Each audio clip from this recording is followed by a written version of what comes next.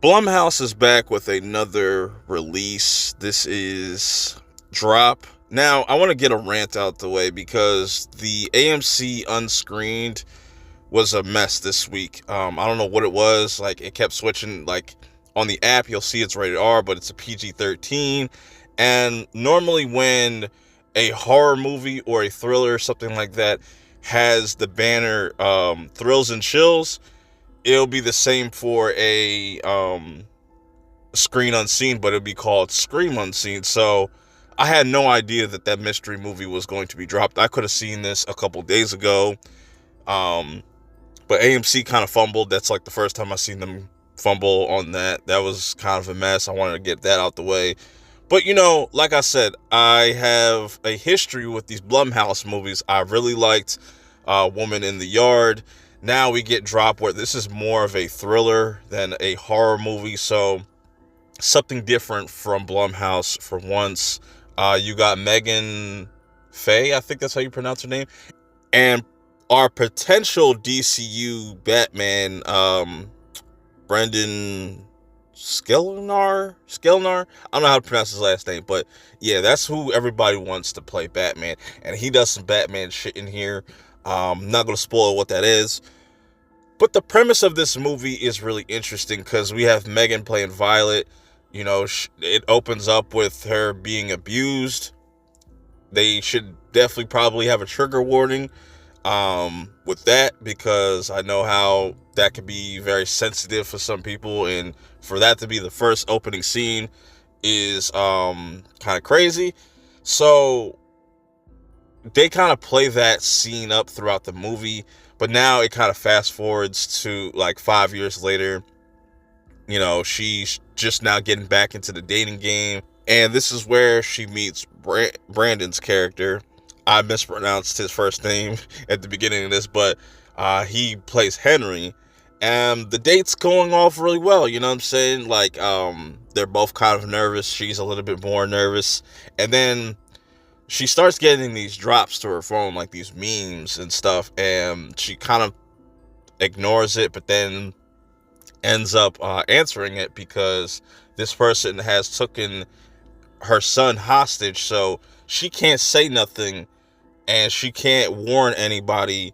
She can't call the cops.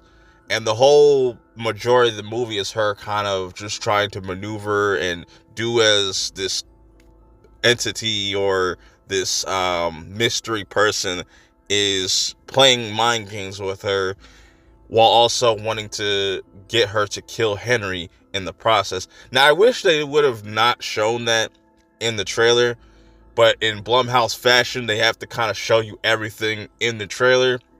So if you haven't seen the trailer, stay away from it, because I feel like it does spoil a lot, and there's a lot of like mystery that gets kind of taken out of the movie when you watch that trailer, because you could kind of put the pieces together on who is the person, because they make it kind of obvious.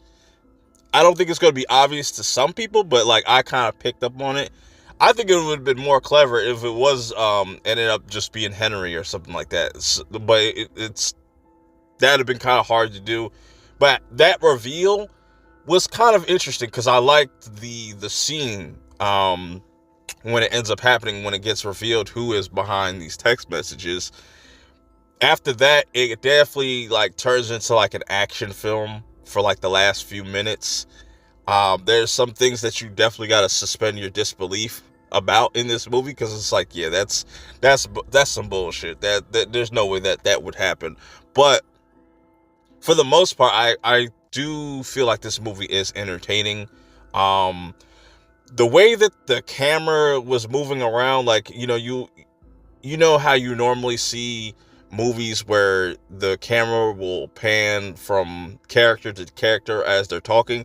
They did that shit too fucking much, like too fast. I see that they're trying to do something special with that, but that shit just gave me motion sickness. I hated that shit. But there was shots in this movie that were really cool, some cool techniques, like stuff with the security cams, because she's watching her house while she's on this date, and how how we kind of see her perspective, or just what's going through her mind as she kind of like, she blanks out a lot in this movie.